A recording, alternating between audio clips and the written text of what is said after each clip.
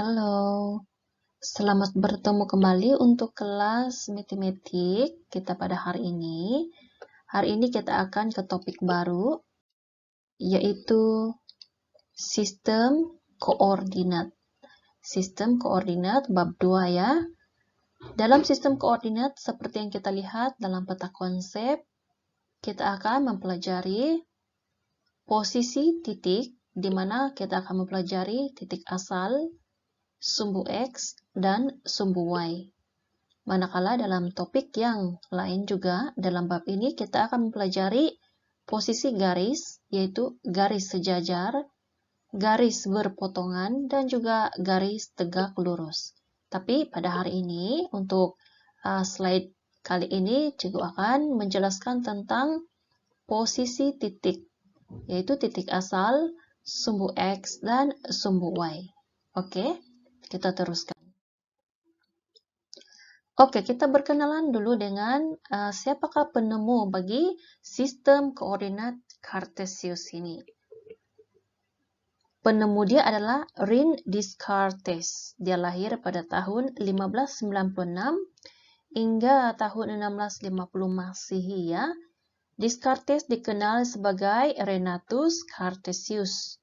So, Cartesius dalam literatur berbahasa Latin, dia merupakan seorang ahli filsuf dan matematikawan daripada Prancis. Prancis, dia juga adalah pencipta sistem koordinat Cartesius. Beliau ini banyak mempersembahkan sumbangan yang penting, yaitu penemuannya tentang geometri analitis. Nah, itulah sebabnya dia terkenal dengan penciptaan sistem koordinat Cartesius. Melalui sistem koordinat Cartesius ini, dia mempengaruhi perkembangan kalkulus modern, dan menyediakan jalan buat Newton menemukan kalkulus. Juga, dia ini adalah banyak sumbangan dalam kemajuan di dalam bidang matematik, sehingga dia dipanggil sebagai Bapa Matematika Modern. Descartes ini adalah salah satu pemikir paling penting dan berpengaruh dalam sejarah barat modern. Metodenya ialah dengan meragukan semua pengetahuan yang ada, yang kemudian mengantarkannya pada simpulan bahwa pengetahuan yang ia kategorikan ke dalam 3 bahagian dapat diragukan, yaitu pengetahuan yang berasal dari pengalaman, fakta umum tentang dunia semisal api itu panas dan benda yang berat akan jatuh, itu pun dia ragukan. Juga dia meragukan prinsip-prinsip logik dan matematik. Dari keraguan tersebut, maka Descartes coba mencari pengetahuan yang tidak dapat diragukan, yang akhirnya dia mengantarkan kepada sebuah premisnya, yaitu cogito ergo sum, yang artinya aku berpikir maka aku ada. Nah, apakah hikmah yang kita pelajari daripada René Descartes ini? Yang pertama adalah dia cukup berkeyakinan, dan keyakinannya itu adalah sempurna dan mutlak terhadap keberadaan adanya Tuhan. Dan semua objek di dunia ini adalah ciptaan Tuhan. Menarik kan? Yang kedua, hikmah yang dia telah pelajari adalah tidak mudah berpuas hati terhadap sesuatu yang sudah didapatkan, sehingga terus berpikir untuk melakukan inovasi untuk menemukan sesuatu yang baru. Ketiga, dia berpikir bahwa manusia diciptakan oleh Tuhan dengan bentuk yang sempurna. Nah, oleh karena itu, manusia harus menggunakan akal dan pikirannya untuk memanfaatkan lingkungan dengan sebaik-baiknya. Yang keempat,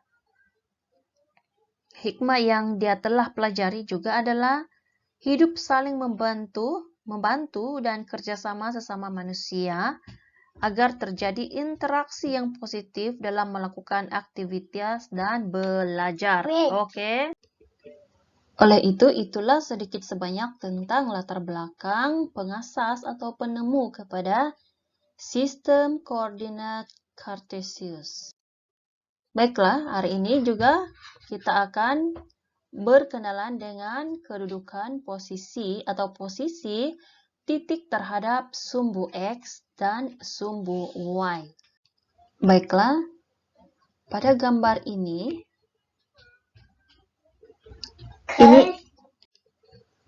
pada gambar di sebelah kiri adalah sebuah Cartesius yang ini adalah Cartesius yang kosong ya. Jadi kalau kita lihat di sini, ini adalah titik tengah. Kosong ini adalah titik tengah, sama ada dia garis menegak maupun garis melintang. Kemudian positif itu ada di sebelah kiri, positif X dan positif Y, yang mana Y di sebelah atas. Walaupun Y ini adalah seluruh garis menegak dari atas sampai ke bawah, tetapi jika dia melimpasi atau melepasi nilai kosong ke bawah, nilainya adalah negatif Y. Sama juga dengan nilai X, kalau nilai X semakin ke kiri dan melepasi nilai kosong di sini, maka nilainya adalah negatif ya. Oke, bagaimana kita melihat ataupun mengenal pasti apakah nomor yang bernilai negatif dan apakah nomor yang bernilai positif? Kita lihat di sebelah kanan ya. Ini adalah Cartesius untuk sebuah sumbu X dan Y yang mempunyai nomor. Oke, inilah yang cikgu katakan tadi. Kalau kamu lihat di sini ada dua beza nomor kan. Kalau yang positif itu tidak ditandai dengan integer positif di depan. Kamu tanda positif kah? Tidak tanda positif, dia memang positif. Jadi, selepas kosong ke sebelah kanan, semua ini adalah 1, 2, 3, 4. Maksudnya, semua ini adalah nilai positif. Manakala sumbu Y ke atas, semuanya juga bernilai positif. Oke, ingat ya, selepas kosong itu mesti nilai 1, 2, 3, 4. Itu bergantung dengan berapa skala yang kamu tentukan. Kemudian untuk garis menegak ke bawah, yaitu Y, garis Y, kalau kamu lihat di sini, selepas dia melepasi nilai kosong ke bawah ya, semuanya bernilai negatif. So, negatif 1, negatif 2, negatif 3, dan negatif 4. Dan sumbu X yang melintang ini, selepas dia melepasi nilai kosong ke kiri, bermula dengan 1, negatif 1, negatif 2, negatif 3, dan negatif 4. Jadi, ini mesti diingat ya, ini adalah konsep yang tidak pernah berubah. Ini sampai kita hilang dari dunia, konsep ini tetap sama dari dulu sehingga sekarang. Oke, kita lihat untuk cara untuk membaca koordinat Cartesius ini. Oke, ini adalah cara baca dia ya. So, cikgu tunjukkan. Pertama, langkah pertama kamu mesti baca sumbu X dahulu, di mana ianya ditunjukkan dengan garis melintang. Oke, anak panah cikgu di sini. Jadi, kamu mesti baca semua nomor yang melintang dulu di sini. Oke, baca ini. Kemudian, barulah baca sumbu Y, yaitu garis menegak ini. Oke. Barulah kamu baca nomor ya, nomor yang kamu baca. Jadi akhirnya cara kamu tulis adalah X, Y. Ataupun kamu tuliskan dahulu nilai bagi garis yang melintang, koma, dan kemudian nilai bagi garis menegak. Sebagai contoh kita lihat E ya, E. Kalau kita lihat E di sini, kalau kita lihat E, kamu mesti mula dari kosong ya. Kosong di sini, mula dari kosong. 1, 2, 3, 4. So, garisannya adalah di keempat. Nah, sebenarnya 1 ini dia tulis di sini. Dia macam ni.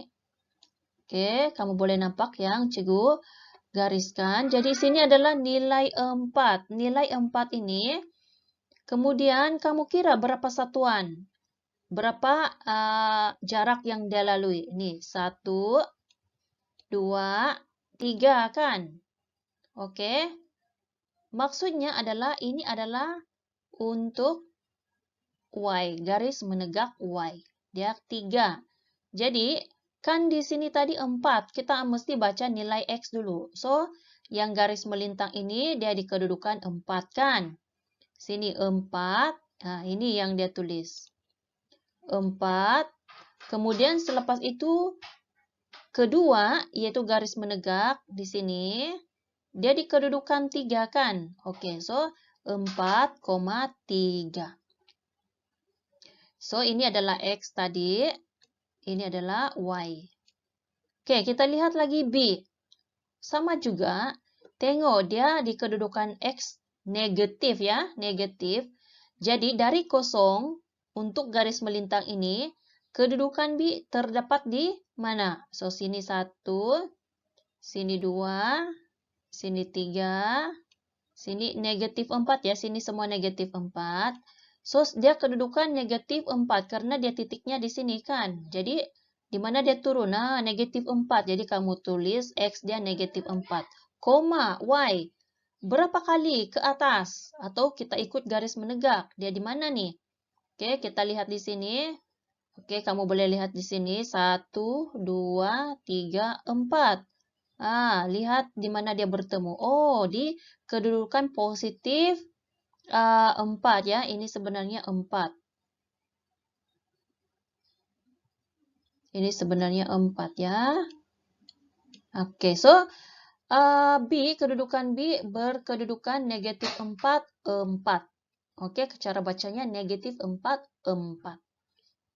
Seorang tahu bahwa nomor pertama yang kamu sebut itu adalah nilai X dan nomor kedua itu nilai Y. Kita lihat lagi C. Oke, C. Kamu mesti lihat garis melintang dulu ya. So, di sini 1, 2, 3. Karena titik dia adalah di sini kan. Jadi, kamu boleh juga tengok dari titik ini pergi atas. Karena kamu mau rujuk kepada garis melintang dulu. Baru kamu lihat garis menegak. So, melintang. 1, 2, 3. Oh, dia di kedudukan negatif 3. Ingat, di sebelah kiri adalah negatif. Kemudian, kamu ke garis menegak pula. 1, 2, 3. Oh, 3. Jadi, dia di kedudukan negatif 3, negatif 3. Sini negatif 3 sebenarnya. Sorry, tulisan kurang jelas. So, negatif 3, negatif 3 ya. Negatif 3. Kita lihat D. Oke. Di manakah kedudukan D? Oh, ataupun kita lihat kepada I. I ya, di sini. I. Oke, dia sudah titik di sini. Dia sudah titik sedia di sini. Kalau sudah ada titik sedia, kamu hanya tengok di titik itu, kemudian harus menuju ke garis melintang terlebih dahulu. Jadi, dari titik ini ke melintang itu adalah garis X kan? Oke, kita lihat 1, 2, 3, 4. Oke, dia di kedudukan 6, positif 6. Kemudian ke garis menegak, dia berapa kali? 1, 2, 3, 4, 5, 6. Oke, so dia itu adalah 6 negatif 6. So, cara baca dia seperti itulah. Oke, so kita membuat latihan ya. Kita akan buat latihan. Sebagai contoh, soalannya adalah begini. Cari kedudukan ataupun boleh juga posisi mengikut soalan. Oke, kita lihat pertama kita cari 4 negatif 4 ya. Jadi kita lihat seperti yang kita telah pelajari, 4 ini adalah kedudukan X dan di garis melintang. Manakala negatif 4, dia mesti di garis Y, sumbu Y, dan di garis menegak. Jadi, bagaimana mencarinya di dalam sebuah carta Cartesius adalah, kita tengok, kita lihat kepada sumbu X. So, kita lihat 4 ini di sumbu X. Carilah di sumbu X ini mana satu positif 4. Positif. Oh, di sini. Oke, kamu tandalah. Tanda. Kemudian negatif 4. Negatif 4 mesti dia di kedudukan Y.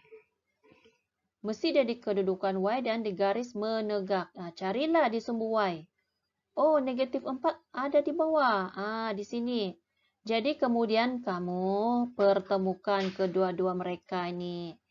Oke, mana mereka berjumpa, di mana mereka mau kupi-kupi.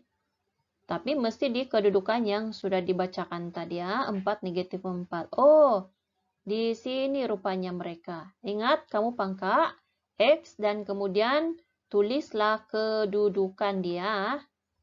4 negatif 4. Jadi semua orang akan tahu bahwa 4 ini X, negatif 4 itu adalah Y.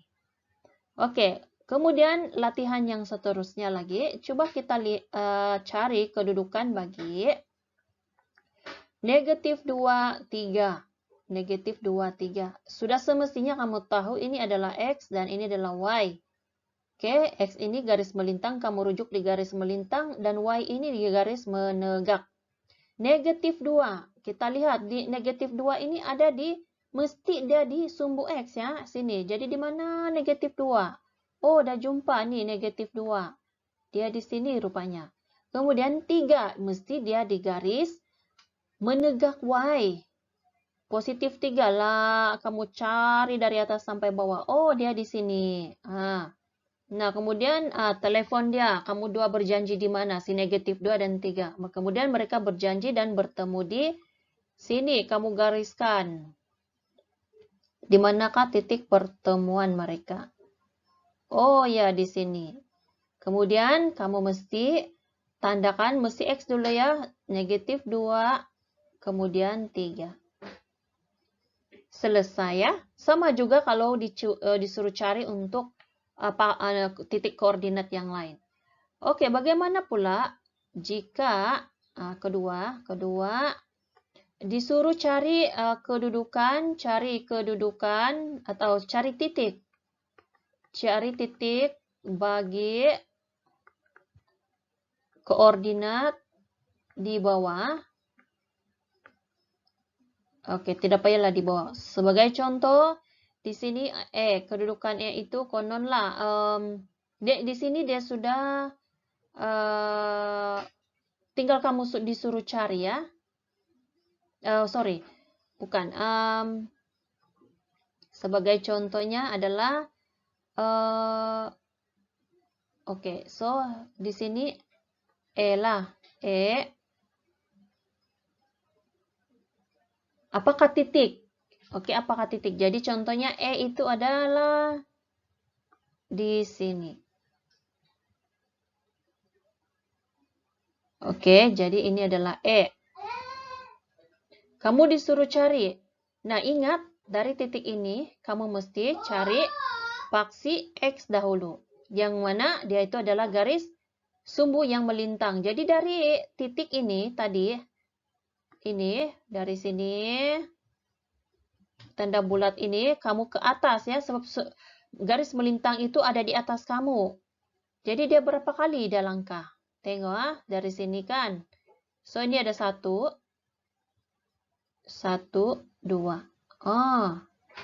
Itu garis Y. Jadi kedudukan dia ke arah mana? Negatif 4. Kemudian untuk melihat paksi Y atau sumbu Y, kamu tengok dia ke arah mana? Negatif 2. Selesai. Oke, sebagai contoh lagi B.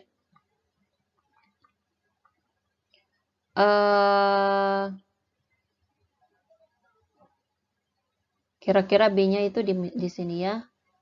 Jadi, tentukan kedudukan B. Kamu lihat dia terletak di mana? Di garis X, sumbu X. Jadi, sini kan, so 3. Kemudian dia di garis Y, garis melintang Y, dia terletak di mana? Oh, di 2. Jadi posisinya ideal 3, 2. Oke, yang terakhir, C, kedudukan C.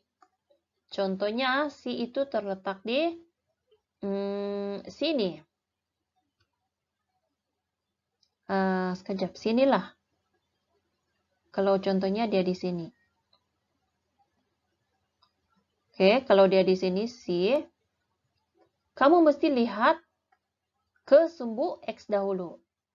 C ini terletak di mana? Oke, sorry ya, tidak lurus. Dia sebenarnya di 2.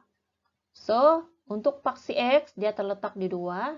Kemudian di paksi Y yang melintang, dia terletak di mana? Oke, negatif 4. Begitu saja, selesai. Oke, kalau adik-adik sudah paham, kamu akan buat latihan. Oke, sebagai latihan, adik-adik buat ini ya. Isilah titik-titik berikut. E, ini, B, C, ini tadi ya, E, B, C, D, E, F, G, H.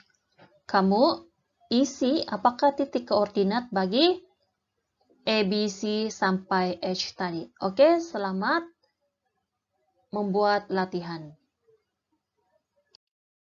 All the best. Thank you.